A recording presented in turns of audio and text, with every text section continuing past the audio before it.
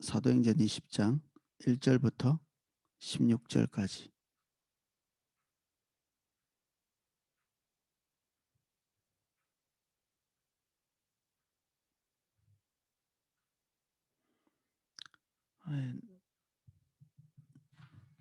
내용이 약간 복잡한 과정의 내용인데, 지금 아마 여러분들 보시기에 제 뒤편에 있는 지도가 잘 보이시면 이해가 될 텐데 그렇지 않을 것 같아서 그러네요. 화면이 작으면 잘 안 보이실 것 같기도 하고 그렇습니다. 20장 1절부터 좀 길어서 읽으면서 내용을 살펴보도록 하겠습니다. 소요가 그침에 바울은 제자들을 불러 권한 후에 작별하고 떠나 마게도냐로 가니라. 이 데메드리오라는 사람, 이 사람 때문에 이 아데미 어, 신전에서 있었던 어, 폭동이죠. 그 에베소에서 있었던 이 폭동을 말합니다. 이 소요가 그치자 바울이 제자들을 불러서 이렇게 권면하고 작별하고 마게도냐를 떠납니다. 폭동이 무서워서 떠났다기보다는 바울이 사실 목숨을 아끼지 않고 복음을 위해서 매진하는 그러한 사람이기 때문에 이 폭동 자체가 무서워서 떠나는 게 아니라 이 교회에 또 그의 존재 자체가 심각한 위협이 될 수 있는, 교회에 위협이 될 수 있는 그런 이유. 그리고 뭐 이게 정신없이 도망치는 게 아니라 제자들을 불러서 권면하고 이제 정식으로 작별 인사를 하고 아 떠나고 있습니다. 이제 에베소는 바울이 이제 영원히 돌아오지 못합니다. 아직 이 지금 3차 전도 여행의 거의 말미에 지금 있는데 어 다시 이제 어 그리스 쪽으로, 지금 여기 있는 곳 에베소는 아시아 지역인데 어 그 왼쪽에 이렇게 제 머리 위에 이렇게 있는데, 여기서 드로아에서 다시 삥 돌아서 이렇게 그 고린도 쪽, 아테네에 있는 고린도 쪽으로 이렇게 건너갔다가 다시 돌아오는 이 여정을 하지만 에베소로는 다시 이제는 돌아오지 못하죠. 그래서 작별을 하고 떠나 마게도냐로 가니라, 이 그리스 지역으로 다시 이동하고 있습니다. 그 지방으로 다녀가며 여러 말로 지자들에게 권하고 헬라에 이르러, 이 헬라는 고린도 지역을 얘기합니다. 이 아가야라고도 하고 이제 성경에는 여러 가지 말로 이렇게 설명하고 있는데, 헬라, 아가야, 그리고 이 핵심적인 도시는 이 고린도죠. 이 고린도 지역에 마지막으로 석 달 동안 이렇게 있습니다. 3절, 거기서 석 달 동안 있다가 배를 타고 수리아로 가고자 할 때, 원래 이 고린도에 이렇게 있다가 어, 예루살렘 쪽으로 이렇게 돌아가려고 이런 계획을 가지고 있었죠. 여기서 이게 고린도 지방에서 석 달을 있으면서 바로 배만 타면 로마로 갈 수 있는데, 이 로마를 향한 마음이 이렇게 있었던 것 같죠. 특별히 고린도에서는 로마에서 어 이렇게 쫓겨났던 퇴출당했던 아굴라와 브리스길라 부부를 만났었던 그런 장면이 있었습니다. 그래서 이 석 달 동안에 로마를 향해서 이 편지를 읽겠습니다. 그게 우리가 늘 보는 로마서입니다. 이 로마서를 보내면서 그들이 가지고 있는 믿음 위에 어떤 복음의 진수랄까, 이런 교리적인 부분들, 그 믿음의 정로를 어, 상세하게 설명을 해가지고 로마로 이게 보내죠. 그래서 다음 로마에 방문했을 때 그 교회가 더 든든히 서 있는 상태에서 그들과 연합해서 또 다음 로마 선교나 아니면 서바나 선교의 어떤 협력자로서 이렇게 좀 이렇게 머물러 주기를 기대하는 마음으로 이런 편지를 썼겠죠. 이 고린도에서 석 달 동안 그런 일이 있었습니다. 그 수리아는 안디옥 교회가 수리아, 시리아 쪽에 있었죠. 근데 거기로 이제 직행을 하려고 했는데 이제 이때는 그 오순절이 다가오는 그런 때죠.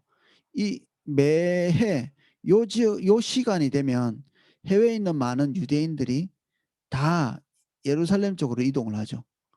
주로 배를 타고 이게 그 순례선이라고 이렇게 부르는 이 배를 타고 가는데 유대인들이 지금까지 사도 바울에게 굉장히 위협적인 존재였죠.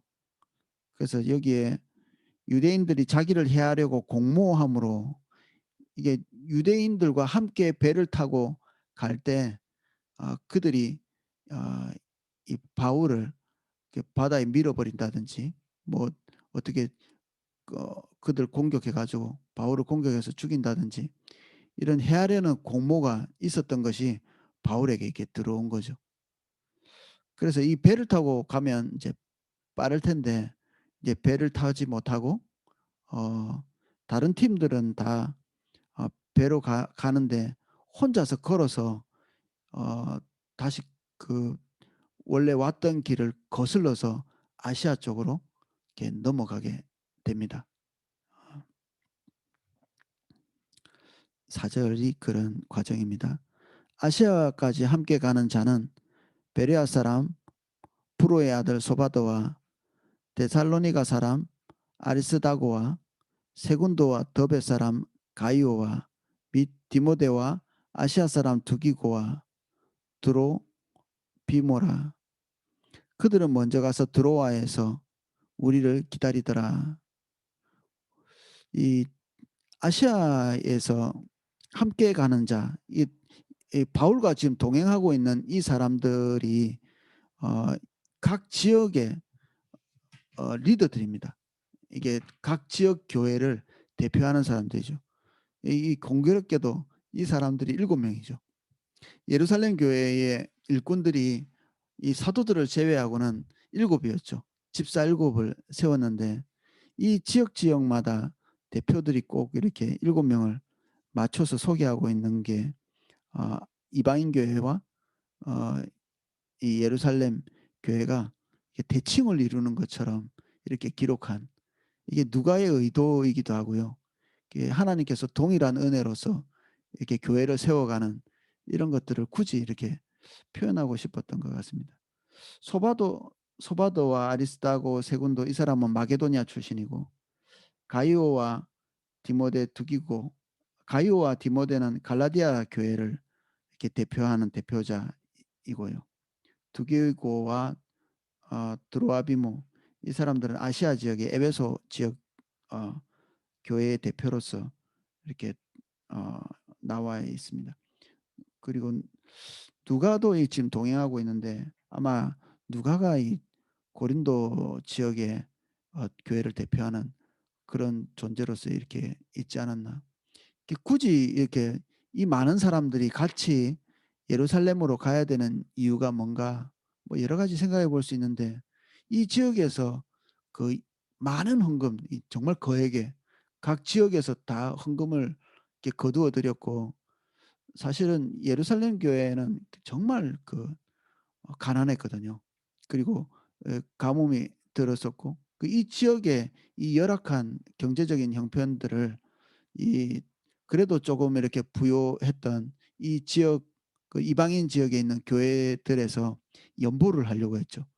그래서 이 헌금들 각 뭐 한 사람 한 사람이 연보를 거둔 게 아니라 각 지역의 그 교회들에서 연보 헌금을 거두었기 때문에 액수가 엄청나게 컸겠죠.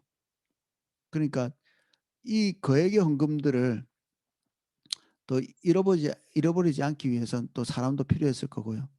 그리고 바울 혼자 그 거액의 돈을 가져가면 또 말거리가 될 수 있겠죠. 이게 착복하고. 그러니까 이 각 교회 대표들이 직접 예루살렘에 가서 전달하려고 하는 그런 의도가 있었을 것입니다.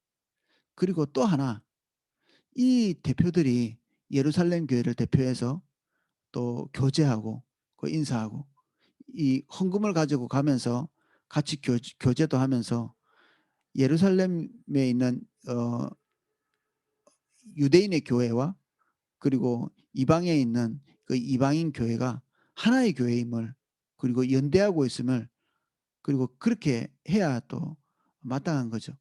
이거를 또 나타내려고 하는 거죠. 그래서 우리는 이런 부분에서 그 연합을 아 이제 굳이 이렇게 하려고 하는 바울의 의도를 볼 수 있고요. 또 성령께서 또 이것들을 기뻐하시는 거죠. 우리도 일전에 남아프리카 공화국에 $10,000를 이렇게 보낸 적이 있었거든요. 우리하고는 뭐 일면식이 없을 수도 있는데, 그때 신학교에서 어 정말 이렇게 장비도 책도 없어서 어렵다는 소식을 우리가 듣고 교회에서 이렇게 헌금을 조금씩 해 가지고 $10,000를 그 남아프리카 공화국에 있는 그 흑인 신학교에 보낸 일이 있습니다. 그리고 얼마 전에 코로나 때도 이렇게 어 헌금을 좀 보냈죠. 이렇게 하면서 그들이 어렵기 때문에 도와준다기보다는 우리가 하나의 교회이라는 것을 이렇게 나타내는 거죠, 이게. 교회 연합. 우리 한국에 있는 교회와 남아프리카에 있는 교회, 또 다른 지역에 있는 교회들도 다 우리가 주 예수 그리스도로 인한 하나의 하나님의 백성이고 하나의 교회임을 이런 걸 통해서 인제 나타내는 것입니다. 이게 또 교제도 되고요. 그래서 바울은 이렇게 그 복음을 전하는 것, 이것도 중요한 사명이기도 했지만, 이 헌금을 전달하는 이 이방인 교회에서 조금 이렇게 여유가 있는 헌금을 예루살렘 교회에 전달하면서 이렇게 두 교회가 하나 되게 하는데 또 이렇게 몰두하고 있는 이런 모습도 볼 수 있습니다. 할 수 있는 한 예루살렘 교회와 연합을, 그리고 일치를 이루려고 애를 많이 쓰고 있죠, 바울이. 사실은 예루살렘 교회는 사사건건 거기에 있었던 그 유대인들이 뭐 할례 문제라든지 음식 문제, 절기 문제, 이런 문제를 가지고 시비를 걸었던 전례가 있고요. 이게 우리 서신서에서 나오는 그 교회에 들어와 가지고 계속해서 이런 그 율법 문제를 가지고 시비를 걸었던 사람들이 예루살렘에 있었던 그 성도였다고 볼 수 있습니다. 유대인이면서 기독교인인. 근데 그들이 이방인 교회에 이렇게 가 가지고 정말 이렇게 바람직하지 않은 이런 어떤 교리들을 같이 좀 주장하고 이렇게 했었는데, 사실 그런 것들 보면 이제 괘씸하죠, 예루살렘 교회가. 그런데도 바울이 끝까지 일치를 이루려고 하는 이 노력이 아 우리가 이렇게 주목해서 봐야 될 부분이기도 하고 그렇습니다. 사실 그 교회끼리 연합하다 보면 참 이렇게 가치관 문제에 부딪히기 쉽죠. 우리도 군성교 하면서 그런 것들 경험했잖아요. 우리랑 너무 멀리 떨어져 있는 가치관. 그 예루살렘 교회와 이방인 교회도 참 하나 되기 어려운 이런 율법 문제, 그리고 절기 문제, 이런 문제들이 이렇게 항상 도사리고 있었습니다. 하나 되지 못할 만한 이유들. 그리고 한국 교회가 이렇게 많이 나누어져 있죠. 이게 각자의 차이점들이 조금씩 있는 겁니다. 이런 같이 예수 그리스도를 믿지만 같이 이렇게 가기가 불편한 부분들이 다 지역 교회마다 조금씩 있는 거죠. 근데 애쓰지 않으면 하나 되지 못합니다.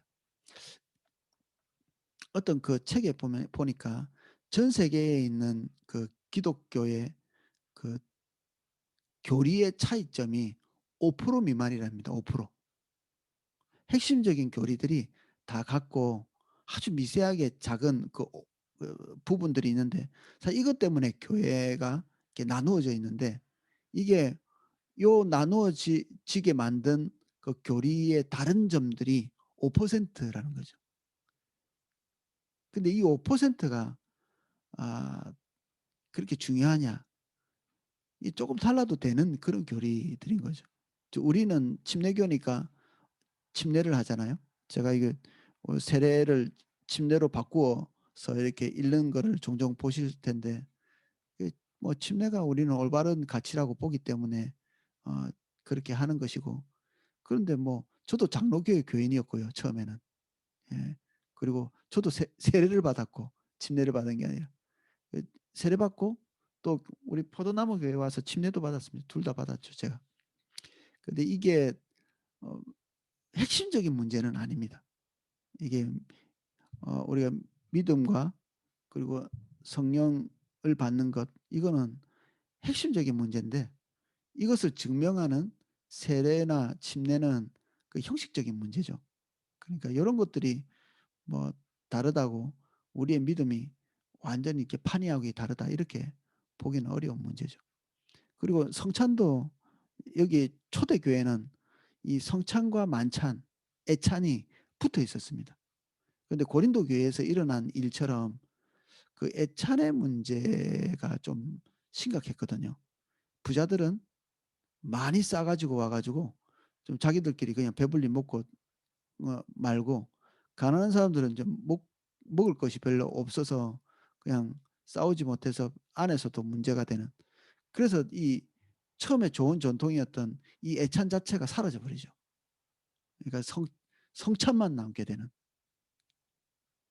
이 간소화되고 장점이 있음에도 불구하고 이런 치명적인 문제들이 있었기 때문에 그러니까 이런 것들이 이게 제거가 되기도 하고 그렇습니다. 그렇지만 이런 형식들이 핵심적인 것이 아니기 때문에 조금씩 변화가 있을 수도 있는 것입니다. 5절 그들은 먼저 가서 드로아에서 우리를 기다리더라. 이 7 사람을 배 타고 먼저 이 드로아로 보내죠. 이 드로아가 아시아 지역이고요. 지금 지금 출발하는 지역이 이 아테네 그리스 지역 유럽 지역이죠. 이 사이에는 에게라고 하는 바다가 있는데 이 바다를 건너서 아시아 지역으로 먼저 이 7명의 대표들이 건너가게 됩니다. 바울도 혼자 간 것 같지는 않습니다. 여기 5절에 보면 드로아에서 우리를 기다리더라. 이게 우리가 바울의 일행이잖아요. 우리에는 아마도 반드시 누가는 포함되어 있겠죠. 이 저자니까. 그 우리라고 표현되어 있는 모든 그 장소에는 누가가 있습니다. 그 누군가가 더 있었을 수도 있는데 뭐 기록이 안 돼 있기 때문에 잘 모르겠습니다. 6절 우리는 무교절 후에 빌립보에서 배로 떠나 닷새 만에 드로아에 있는 그들에게 가서 이레를 머무니라. 이 드로아에서 7일간 머물렀다. 이렇게 기록되어 있습니다.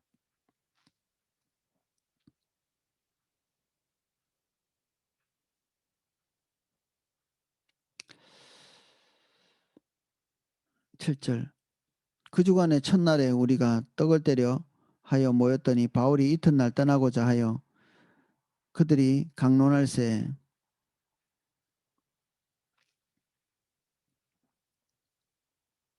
말을 밤중까지 계속하며 우리가 모인 윗 다락에 등불을 많이 켰는데 유두고라 하는 청년이 창에 걸터 앉아 있다가 깊이 졸더니 바울이 강론하기를 더 오래 하며 졸음을 이기지 못하여 3층에서 떨어지거늘 일으켜 보니 죽었는지라.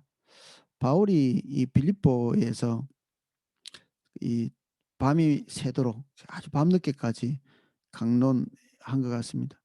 이게 이 사람들이 모여 있는 빌립보 교회에서 사람들이 모여 있던 시간이 보면 안식 후 첫날이죠. 주간 첫날이라고 이렇게 얘기했는데 이게 초대교회 때 이미 이 사도 시대 때 기독교인들이 모인 그 날이 안식일이 아니고 주일인 걸 볼 수 있습니다. 이 그 그래서 이런 것 이 어 이런 습성들이 그 예수님의 부활과도 관련돼 있죠. 예수님이 부활하신 안식 후 첫날에 그날을 기념해서 초대교회가 계속해서 그날 모였던 것 같아요. 그래서 이 전통이 오늘날까지 계속 이어지고 있죠. 안식일을 우리가 지키지 않고 주일을 지키는 이유가 됩니다. 예수님의 부활이. 그리고 여기에 바울이 어 안식 후 첫날 이 주일에 모여서 주로 했던 일들이 보면 성찬을 하고, 그리고 예배를 드리고, 그리고 이 또 핵심적인 부분이 강론이죠. 하나님의 말씀 앞에 서기 위해서 상당히 많은 그 부분들을 이 강론에 투자한 걸 볼 수 있죠. 특별히 뭐 이렇게 빌립보 교회처럼 밤이 맞도록 하지는 않았겠지만 이게 핵심적인 한 부분이었던 겁니다. 그래서 바울이 이제는 이제 빌립보로 다시 돌아올 가능성이 별로 없는 거를 직감했을 것 같아요. 이 강론이 그에게는 마지막 강론이었기 때문에 좀 무리를 해서 밤늦게까지 이렇게 강론했는데, 이 유두고라는 사람의 이름을 보면 아마 노동자였다고 이렇게 얘기하죠. 낮에 뭔가 일을 하고 와 가지고 여기서 강론을 듣는, 그러니까 인제 졸음을 이기지 못하고 피곤하겠죠. 일하고 돌아와서. 이게 귀족은 아니었던 것 같은데 창에 걸터 앉았다. 아마 여기 어 어떤 개인의 집에 다락방 같은데, 이 다락방에서 사람들이 아무래도 이게 빌립보에 있는 모든 교인들이 바울이 왔기 때문에 다 모이지 않았겠어요. 비좁았겠죠.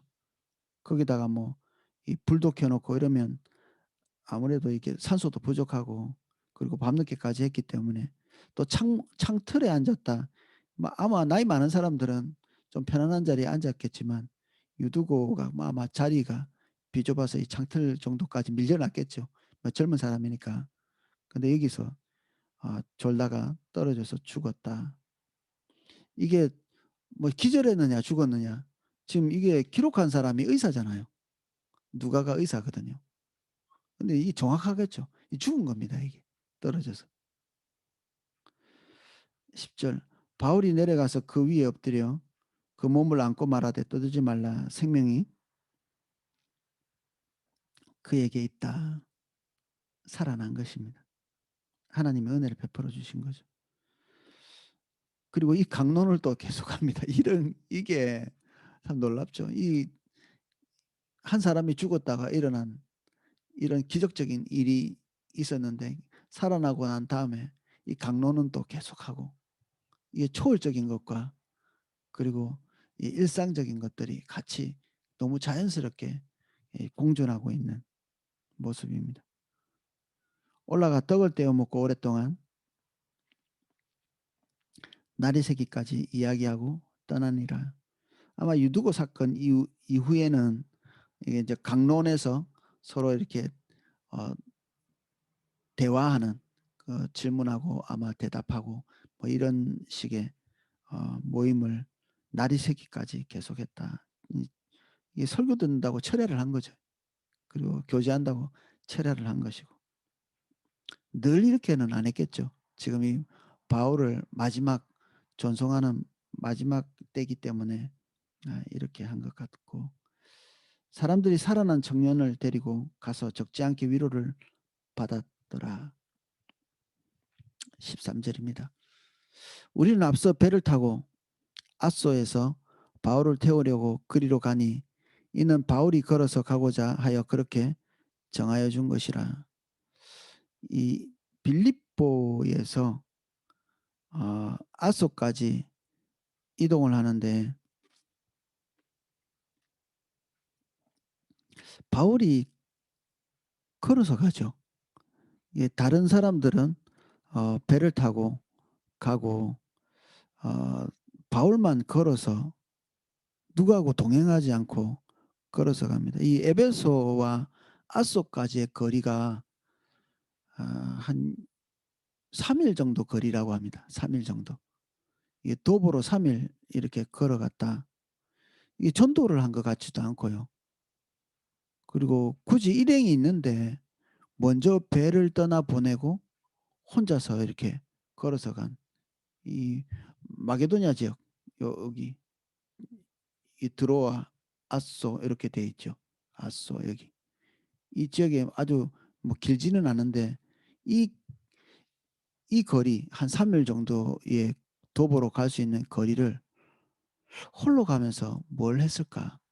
사람들은 이제 이런 얘기를 합니다. 그의 마지막을 인제 직감하고 있는, 이제 여기서 배 타고 예루살렘으로 가면 이제는 자유인으로서 다니는 것은 이제 끝이 나거든요. 거기서 붙잡혀서 순교할 때까지 자유인의 모습으로 살지는 못하죠. 인제 생의 마지막을 어 이제 정리하고 그 마지막에 남아 있는 인생을 또 주님께 드리는 이런 과정이 쭉 남아 있거든요.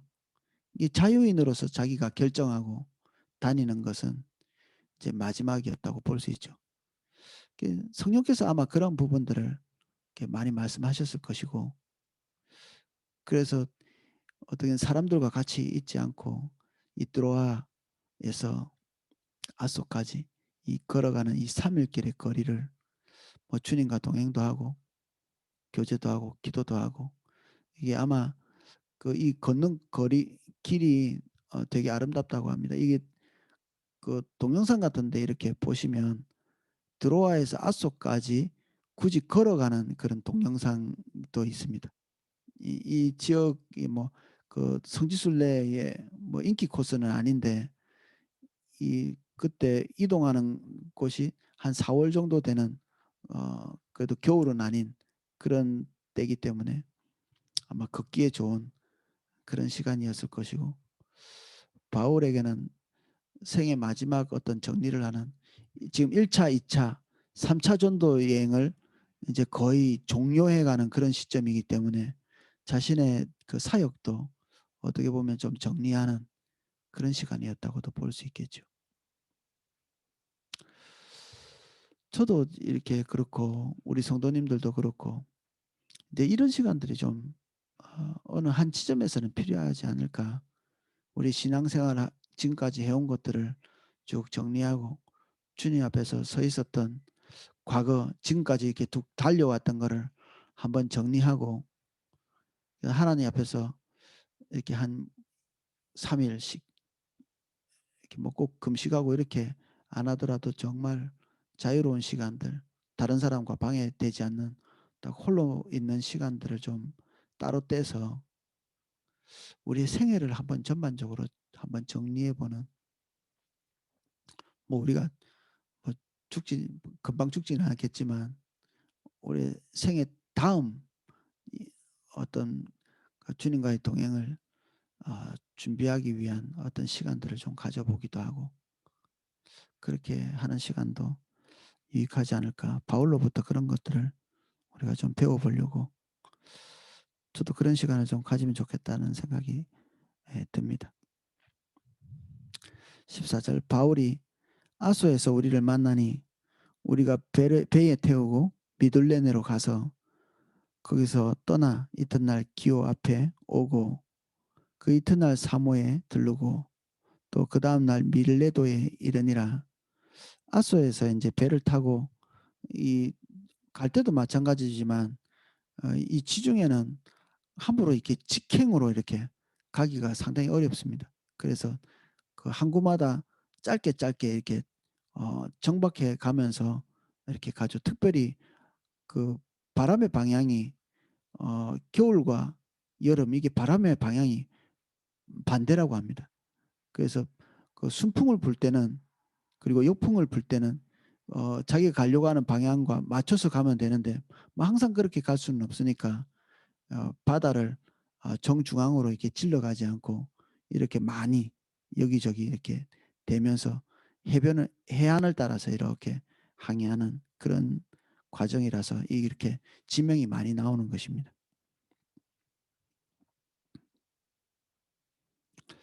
밀레도까지 이동해서 16절, 바울이 아시아에서 지체하지 않기 위하여 에베소를 떠나 배를 타고 가기로 작정하였으니 이는 될 수 있는 대로 오순절 안에 예루살렘에 이르려고 급히 가미르라. 이제 오순절 안에 가서 같이 예루살렘에 가서 예루살렘 성도들과 교제하고, 그리고 많은 사람들이 이때는 다 예루살렘으로 모여드는 시기이기 때문에 아 또 자기가 그 각 교회들에게서 헌금한 그 연보를 빨리 전달하고 싶은 그런 마음도 있었을 것이고, 여기가 아마 모든 그리스도인들이 다 모여든 그런 시간이기 때문에, 그리고 바울 외에도 이 사도들이 다 각 지역을 다니면서 전도하고 이렇게 했었을 것이거든요, 다른 사도들도. 아마 이 시기에 이 절기를 지키기 위해서 아마 그 사도들도 이렇게 모여들고, 그래서 겸사겸사 모든 사람들과 교제하고 하기 위해서 이렇게 급하게 이렇게 예루살렘으로 가고 있는 그런 모양이죠. 바울의 어떤 여행이 이제 여기에서 거의 이렇게 종료가 되는 그런 상황입니다. 오늘은 여기까지 살펴보겠습니다. 바울의 발자취가 조금 이렇게 그림이 그려지시나요? 예. 이 사도행전을 우리가 조금 이렇게 머릿속에 그리고 있으면 어 뒤에 나오는 바울의 서신서들이 명료하게 이해가 더 잘 됩니다. 조금 좀 지루할 수도 있는데 아 이런 시간이 우리에게 유익한 시간입니다. 자, 기도하겠습니다.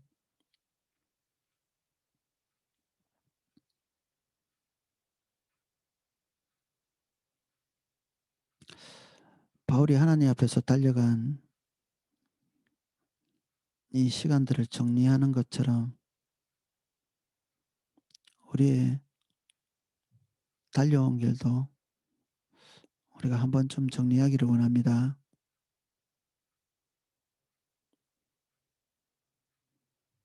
지금까지 하나님께서 행하신 많은 일들 주님께 감사드립니다.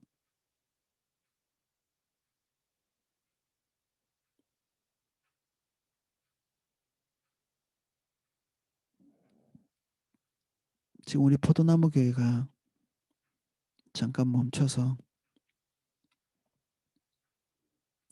다음 갈 길을 한번 생각할 수 있도록 기회를 주십니다.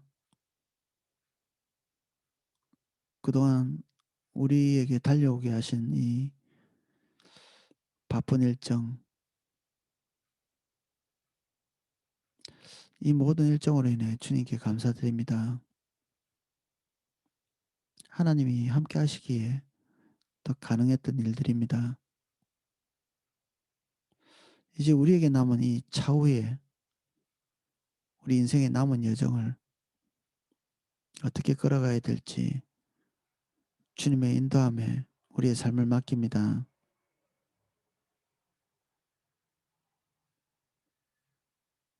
우리의 걸음이 좌우로 치우치지 않도록 주님 도와주십시오.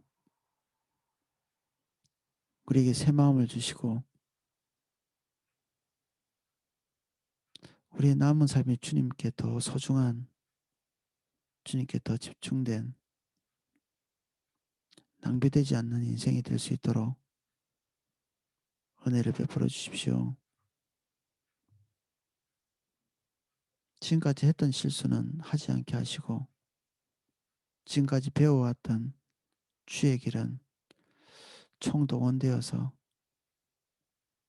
주님께 더 많은 열매와 그 결실을 맺는 저희들이 될 수 있도록 은혜를 주옵소서. 우리가 헛수고하는 인생이 되지 않게 도와주십시오. 환난이나 핍박이 있을지라도 또한 주님과 동행한 결실도 우리에게 있어서 우리의 기운이 다시 소생하게 하시고 주님이 주시는 격려로 다시 설 수 있는 저희들 될 수 있도록 은혜를 주십시오.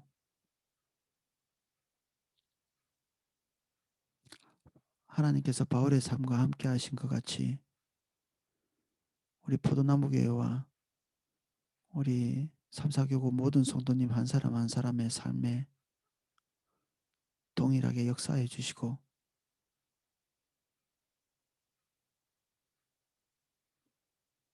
우리의 발걸음에도 하나님께서 맺게 하시는 열매가 풍성히 맺을 수 있도록 은혜를 주옵소서. 이 시간 각 처소를 주님 찾아가 주시고 하나님의 음성을 들려주시고 우리의 삶이 하나님 앞에서 진지하게 정돈되는 시간 될 수 있도록 축복해 주십시오. 매일매일 있는 이 고독한 시간에 주님만 대면하는 이 시간에 우리의 삶이 하나님 앞에 재점검되게 은혜를 베풀어 주옵소서. 예수님 이름으로 기도하였습니다. 아멘. 예, 제가 기도하실 수 있도록